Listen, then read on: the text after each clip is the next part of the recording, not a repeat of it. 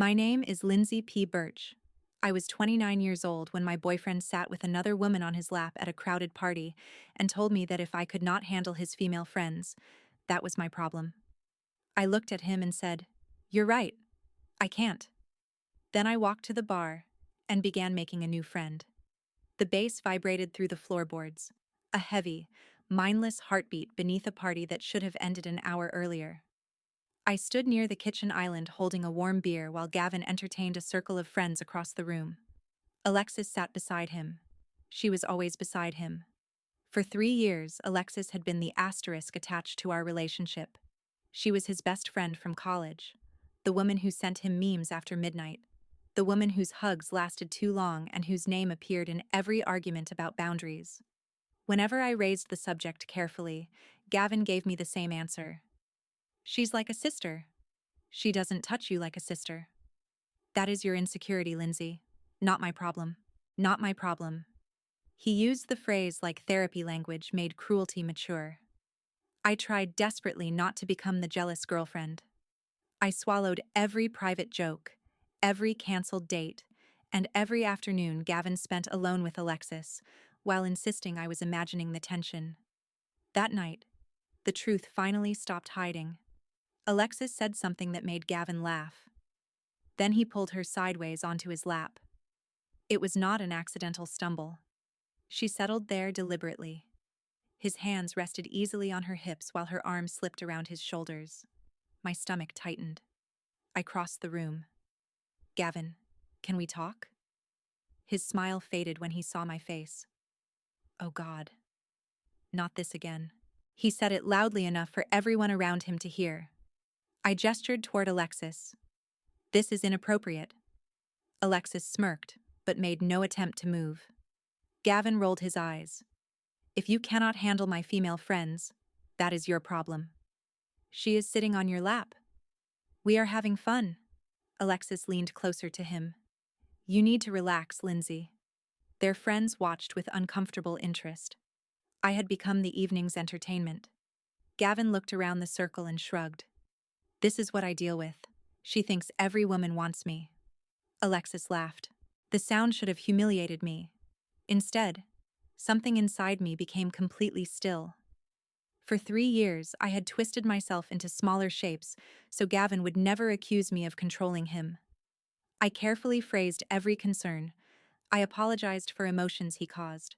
I accepted disrespect because he convinced me that reacting to it was the true problem.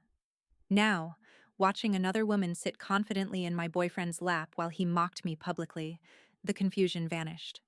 I looked directly at Gavin. "You know what? You are absolutely right." A triumphant smile appeared on his face. "Finally. It is my problem." I took a slow breath. "And I have decided I do not want this problem anymore." His smile froze. "What does that mean?" I turned away. The relationship ended before he understood that it had. At the makeshift bar, a man was explaining cryptocurrency to someone who looked desperate to escape. The listener was a tall man with kind eyes and a patient expression beginning to crack. I stepped beside him. "Whiskey. Neat," I told the bartender. Then I pointed toward the man's nearly empty glass. "And whatever he is drinking." The cryptocurrency lecturer frowned at the interruption. The other man looked at me with surprise and relief. "You looked like you needed rescue," I said. He laughed. "Was it that obvious?" "He has been talking for 10 minutes without breathing." 15, he corrected. I was beginning to think he mined my will to live. I smiled. "I'm Lindsay." "Chase." We clinked glasses. "Escaping something yourself?" he asked. "Just stopped solving a puzzle that did not want to be solved." He nodded as if he understood. We began talking about the terrible music, a documentary we had both watched, and the strange painting above the fireplace.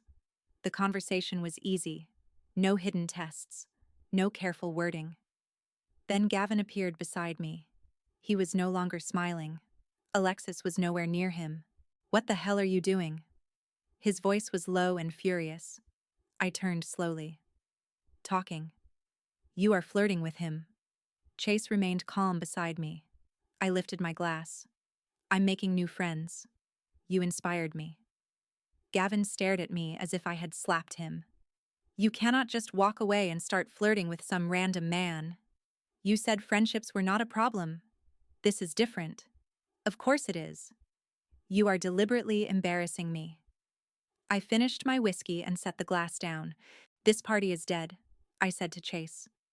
There is a quiet bar 10 minutes away. Interested? Chase glanced at Gavin and then back at me. Absolutely. Gavin stepped closer. We are not finished talking. I picked up my purse. We finished when you decided respecting me was optional. I walked toward the door with Chase. Behind us, Gavin shouted my name. I did not turn around. Outside, the cold night air felt like a baptism. Chase looked at me beneath the streetlight. So, that puzzle? It was missing respect. I muted Gavin's calls and messages before putting my phone away. Then Chase and I began walking. For the first time in 3 years, I was not following someone else's rules.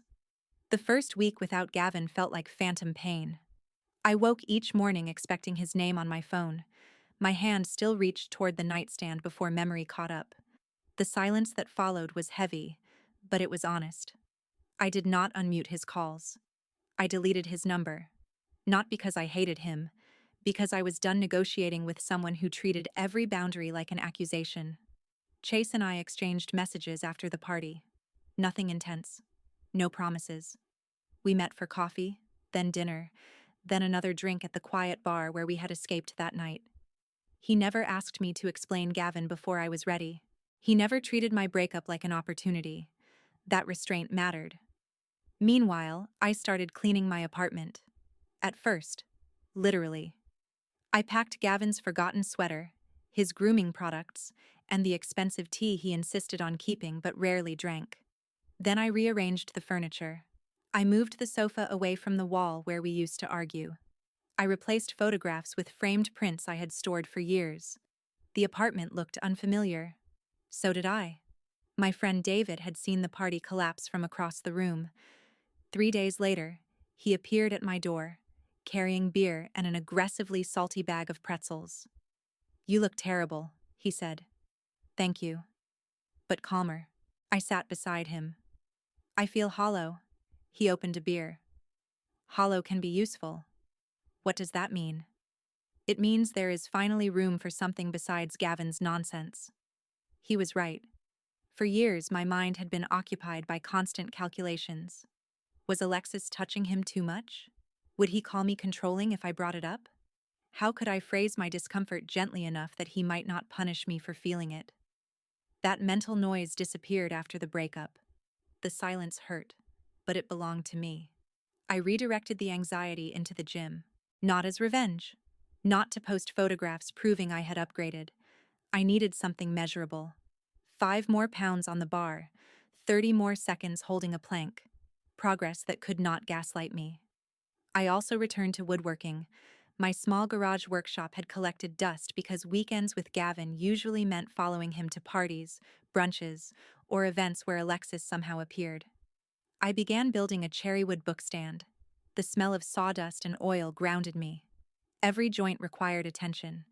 Every uneven edge had a visible reason. Wood did not accuse me of insecurity when something failed to align. Chase and I kept seeing each other. He was an architect, sharp and independent, with friends who did not communicate through humiliation. There was no pressure between us.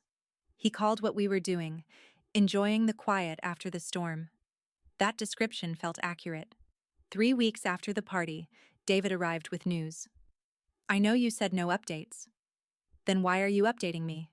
Because this one is almost poetic. I continued sanding the bookstand. He explained that Gavin and Alexis had started appearing publicly as a couple. At first, they looked triumphant. Then someone approached Gavin at a bar. A harmless woman asking about a drink. Alexis became furious. She pulled him away and started whispering in his face, David said. He looked embarrassed. I kept sanding. The control Gavin once accused me of wanting had arrived in a much harsher form. A week later, I saw a short video posted by a mutual friend. In the background, Gavin and Alexis were arguing beside a grill. His arms were crossed. Her hands moved wildly. The video lasted only seconds. I watched it once and moved on. Then the situation became worse. Alexis moved into Gavin's apartment almost immediately. Her lease had ended and she claimed it made sense for them to begin their life together. Within a month, she crashed his car. She was not seriously hurt, but the vehicle was badly damaged. She had no valid insurance coverage. Gavin became responsible for the repair costs. According to David, Alexis told him to relax because money comes and goes. The phrase would have sounded spiritual if someone else were paying. Then came a game night at a mutual friend's home. Gavin raised concerns about the car expenses. Alexis mocked him publicly for being high maintenance and emotionally exhausting. He began crying. She rolled her eyes and left him there. Another friend had to drive him home. I placed the final coat of oil on the bookstand as David finished the story. "Do you feel bad for him?" he asked.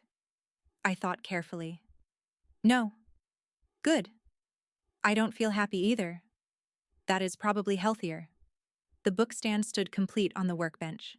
Smooth. Solid. Built carefully instead of forced together. That evening, an unknown number texted me. "Lindsay, we need to talk. It's important." I recognized Gavin's phrasing immediately. The old instinct twitched. The desire to ask what happened, to make sure he was safe. Then I remembered Alexis on his lap, and the way he had smiled while dismissing me. I deleted the message. A week later, another arrived. "I'm sorry about the party. I was wrong. Can we talk?" Deleted. 2 days afterward, "Alexis is gone. It was a huge mistake. Please answer." Not I made a mistake. It was a mistake. As though Gavin had merely been caught in bad weather, still avoiding responsibility, still imagining I existed as the emergency exit. I mentioned the messages to David while he spotted me at the gym. "He thinks you are the reset button," David said. "That is exactly what it feels like. He left the safe harbor, found sharks, and now wants the harbor to apologize for not following him." I finished the set and wiped down the bar. "I'm not reopening the port." Then Sarah called. She was Gavin's closest female friend after Alexis, and she had always defended his behavior. I let the unfamiliar number go to voicemail. Her message sounded carefully rehearsed. "Lindsay, Gavin knows he messed up. Alexis used him, stole from him, and took his laptop when she left. He is devastated. Can't you be the bigger person and hear him out? You were always so good to him. Be the bigger person." The phrase people use when they want the injured person to clean up someone else's damage. I called her back. Hope entered her voice immediately. "So you'll speak to him?" "No." Silence. "I appreciate the call, but Gavin's situation is no longer my responsibility. He is at his lowest. He created the conditions. That is heartless. No, it is a boundary." I ended the call and blocked the number. The final voicemail arrived on a quiet Sunday morning. Gavin was crying. Alexis had stolen his laptop, jewelry, and cash before disappearing. Friends avoided him. People laughed when he tried explaining what happened. "I have no one," he said. "You were my rock. You were my home. I will do anything. Therapy, boundaries, anything. Please call me." The message cut off after 3 minutes. I sat at my kitchen table while sunlight touched the finished bookstand. His suffering sounded genuine, but it belonged to the life he had chosen. I deleted the voicemail. Then I placed my phone face down. The silence in the apartment no longer felt hollow. It was filled with finished work, new routines, and the growing certainty that leaving had saved me. After I deleted Gavin's voicemail, the contact attempts slowed for several days. I knew the silence was temporary.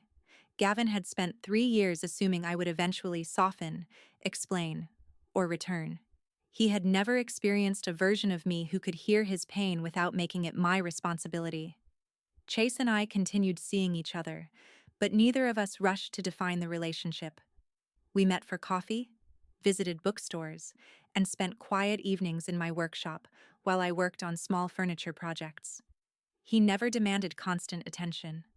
Sometimes he read while I sanded wood, and the silence between us felt comfortable rather than punishing.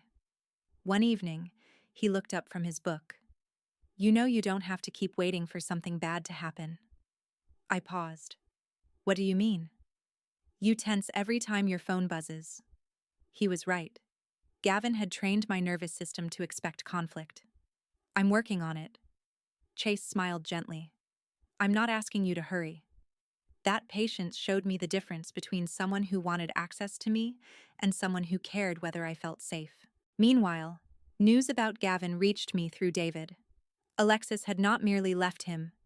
She had emptied the small cash box he kept in his bedroom, taken his laptop, and sold several pieces of jewelry his grandmother had left him. Gavin reported the theft, but proving ownership became complicated because he had allowed her to live in the apartment without a written agreement. His car remained damaged. His credit card balances climbed.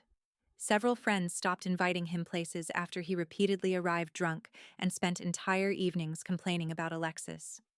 He keeps saying you would know how to fix everything, David told me. That is exactly why I won't. A week later, Gavin sent another message from a new number. I know you heard what happened. Please don't pretend you don't care. I read it once, then deleted it. The following message arrived the next morning. You were always better at handling practical things. I need help figuring out the insurance and police reports. Not, I miss you. Not, I understand what I did. I need help. Even in regret, he still saw me as a service. Then his anger returned. Fine. Keep pretending you're perfect. Chase will eventually see how cold you are. I blocked the number. Sarah tried again through email, accusing me of abandoning Gavin after he had suffered emotional abuse. I replied with one sentence. I hope he seeks professional help, but I will not be involved. Then I created a filter that sent every message from her directly to spam.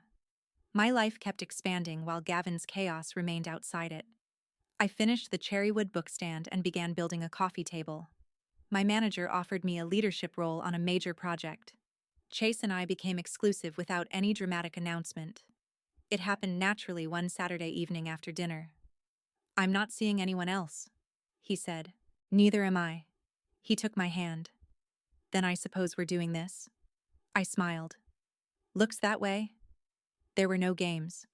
No need to make anyone jealous. Just two people choosing the same thing. Several months passed before I saw Gavin again. It happened at the downtown farmers market on a bright Saturday morning. Chase and I walked between stalls carrying coffee and discussing whether we really needed an enormous wheel of artisan cheese. We absolutely do, Chase insisted. We're two people. Two people with ambition, I laughed. Then I saw Gavin. He stood alone beside a vegetable stall, staring blankly at a bundle of carrots. He looked smaller than I remembered. His clothes were wrinkled, his hair unkempt, and the confidence he once displayed at parties had disappeared. He looked up. Our eyes met. Shock crossed his face. Then hope. His gaze moved toward Chase and our joined hands. The hope hardened into resentment. He walked toward us slowly. Lindsay. Hello, Gavin. My voice sounded polite and distant, like I was greeting an old coworker. He flinched. You look good. Thank you. His eyes shifted toward Chase. Can we talk privately? No. 5 minutes. There is nothing to discuss. His face tightened. After 3 years, that's all I get? You received 3 years? That's not what I mean. He stepped closer. You know what Alexis did to me? I heard. And you don't care? I'm sorry it happened. The words were honest. But it does not change what happened between us. She was a nightmare. You chose her. I made a mistake. You made several choices. His eyes filled with anger. You moved on quickly. I moved forward. You replaced me. No, I stopped returning to something that hurt me. Chase remained beside me, calm and silent. Gavin looked toward him. So this is the man from the party. This is my boyfriend. The word landed heavily. Gavin shook his head. You flirted with him just to punish me. I spoke to him because you taught me I was allowed to make friends. That was different. Only because you believed the rules applied to me, and not to you. His mouth tightened. I was wrong. Isn't that enough? No. What do you want from me? Nothing. That answer seemed to frighten him more than anger ever could. He had expected punishment, revenge, or at least emotional engagement. Indifference gave him nowhere to stand. I need you, he whispered. I know. Then why are you doing this? Because being needed is not the same as being loved. His eyes dropped. I squeezed Chase's hand. The life I'm building now matters to me, I said. The past does not belong in it. Gavin's sadness turned sharp. So that's it? You don't care what she stole or how badly she treated me? You did not care how your behavior affected me until someone treated you the same way. He opened his mouth, but no answer came. I nodded toward him once. I hope you recover. Truly. Then I turned to Chase. Ready to buy an unreasonable amount of cheese? Absolutely. We walked away. Gavin called my name once. I did not turn around. The sunlight was warm, Chase's hand was steady in mine, and the market smelled of coffee and fresh bread. For the first time, Gavin's voice sounded exactly as distant as it should have. After the farmer's market, Gavin made no further attempts to contact me. At first, I assumed it was another pause. A strategy. A silence designed to make me wonder whether he had finally moved on or was waiting for me to feel guilty. But days became weeks, then months. Nothing came. No unknown numbers. No messages through friends. No dramatic emails. For the first time since the breakup, the silence belonged to both of us. And this time, it did not feel heavy. It felt complete. Chase and I continued building our relationship slowly. He never asked me to erase the past or prove that I trusted him. He simply remained consistent. When work became stressful, he listened without making the conversation about himself. When I spent an entire Saturday in the workshop, he brought coffee and read nearby. He never mocked my need for space. He respected it. That respect changed me more than any apology from Gavin ever could have. Months earlier, I had believed peace was what remained after excitement disappeared. Now I understood that peace was what allowed real love to grow. The coffee table became my most ambitious project yet. I chose dark walnut, measured every joint carefully, and refused to rush the process. Chase helped carry the finished piece into my living room. It's beautiful, he said. I ran my hand across the smooth surface. It took longer than I expected. The good things usually do. I smiled. There was no hidden meaning in his voice. Still, the sentence stayed with me. My relationship with Gavin had been loud. Constant tension, jealousy disguised as passion, disrespect disguised as independence. What I had with Chase was quieter, but it was also stronger. One evening, David stopped by for dinner. He studied the new table before sitting down. You built this? Every piece. He nodded approvingly. Looks solid. I laughed. That might be the nicest thing you've ever said. He became quiet for a moment. Then he told me Gavin had moved to another city. Apparently, the financial damage from Alexis had forced him to sell what remained of his furniture and start over somewhere cheaper. He had also begun therapy. Do you want to know anything else? David asked. No. And I meant it. Gavin's story no longer needed to end in disaster for mine to feel successful. Whether he changed or remained the same was outside my control. I had spent too many years measuring my peace against his behavior. I was done. A year after the party, Chase and I returned to the same neighborhood where everything had ended. We were attending a friend's birthday dinner at a restaurant only a few streets away from the house where Gavin had humiliated me. As we walked from the parking lot, music drifted from an open window. For a second, the sound reminded me of that night. The pounding bass. Alexis on Gavin's lap. His smug expression when he told me my pain was my problem. Chase noticed me slow down. You okay? I looked toward the distant lights. Yes. You sure? I nodded. I was just remembering something. Bad. Important. We continued walking. At dinner, Chase sat beside me, not because he needed to display ownership, but because he liked being close. When an old male friend hugged me, he smiled and introduced himself. No suspicion. No double standard. No rules that shifted depending on who benefited. Later, while walking home, I realized something simple. I had never been jealous because I was insecure. I had been reacting to disrespect. Gavin trained me to question my instincts because that made his behavior easier to continue. The problem was never that I could not handle his female friends. The problem was that he expected me to tolerate intimacy he would never have accepted from me. I finally understood why my answer at the party had felt so powerful. You're right. I can't. It was not an admission of weakness. It was a decision. I could not remain in a relationship where respect was negotiable. I could not continue shrinking myself so someone else could feel unrestricted. I could not keep solving a problem that existed because Gavin refused to care. Months later, Chase asked me to move in with him. He did not pressure me. He brought it up over dinner and gave me time to think. I love what we have, he said. I think we could build something good together. The word build made me smile.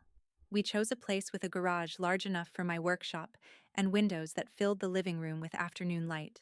When we moved, the cherrywood bookstand was the first thing I carried inside. The walnut coffee table came next. Those pieces meant more to me than furniture. They were proof that I had created something solid after leaving chaos. On our first evening there, Chase and I sat on the floor eating takeout because the chairs were still packed. He looked around the half-empty room. Feels like home. It does. No party. No public declaration. No dramatic revenge. Just a peaceful room and two people choosing each other honestly. Sometimes mutual friends still mention Gavin. I listen politely, then change the subject. I do not hate him. Hatred would still require emotional space. I hope therapy helped him understand why he destroyed something stable for the illusion of freedom. But I no longer need that understanding. The real closure came at the farmer's market. Not when Gavin apologized. Not when he suffered. When I looked at him and felt no urge to return. I once believed revenge would feel like watching him regret losing me. I was wrong. Revenge would have kept him at the center of my life. Peace removed him entirely. That was the final lesson. The strongest response to disrespect is not always anger. Sometimes it is walking toward the bar, starting a new conversation, leaving through the front door, and never looking back. Gavin told me his friendships were my problem. He was right. So I solved it. I removed myself from the equation.